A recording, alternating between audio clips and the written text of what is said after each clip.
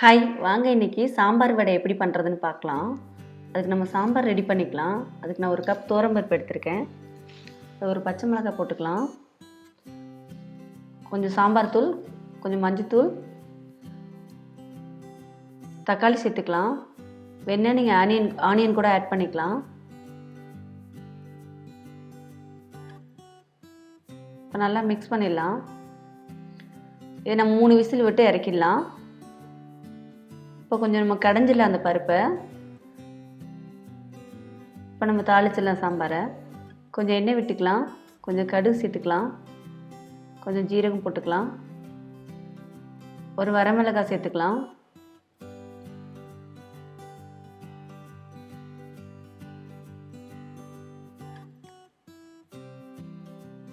இப்போ நம்ம கடைஞ்சி வச்ச சாம்பார் இருக்குல்ல, அதை எடுத்து ஊற்றிடலாம். நல்லா கொதி வந்தோடனையும் சாம்பார் ரெடி ஆயிரும். இறக்கும் போது கொத்தமல்லி போட்டு இறக்கிடலாம்.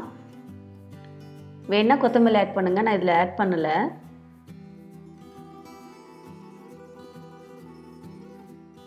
இப்போ வடை ரெடி பண்ணிடலாம். வாஷ் பண்ணி தான் ஊற வைக்கணும். இப்போ நான் மிக்சியில் அரைச்சிக்கலாம்.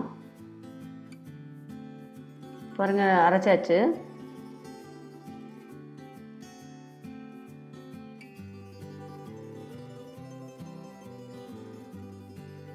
இப்போ இந்த பபுள்லாம் இல்லாமல் நல்லா மிக்ஸ் பண்ணிடலாம்.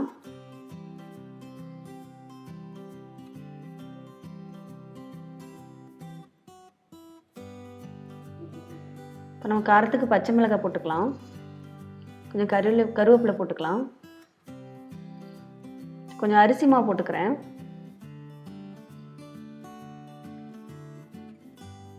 இப்போ சால்ட் சேர்த்துக்கலாம்.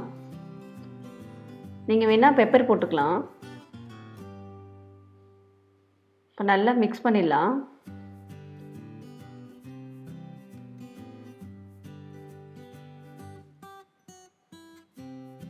இந்த வடை சூப்பராக இருக்கும், சாம்பார் வடை. இதே மாதிரி தயிர் வடையும் நெக்ஸ்ட் டைம் நான் பண்ணி கட்டுறேன். இப்போ எண்ணெய் காஞ்சிச்சு. இப்போ நான் வடையை தட்டிடலாம். வடை வந்து நல்லா மொறுன்னு அனுப்புற எடுத்துடலாம். பாருங்கள், சூப்பராக மொறுன்னு வந்துச்சு. இப்போ எடுத்துடலாம். பாருங்கள், இப்போ வடை ரெடி ஆயிடுச்சு. இப்போ நம்ம அதில் சாம்பார் ஊற்றிடலாம். நம்ம ரெடி பண்ண சாம்பாரை. சூப்பராக இருக்கும். ஒரு 10 நிமிஷம் ஊறினாவே நல்லா சாஃப்டாக இருக்கும். சாம்பார் வடை ரெடி ஆயிடுச்சு. இல்லை கொஞ்சம் ஆனியன் போட்டுக்கலாம். நீங்கள் மேலே கூட கொரியாண்டர் கூட தூவிக்கலாம்.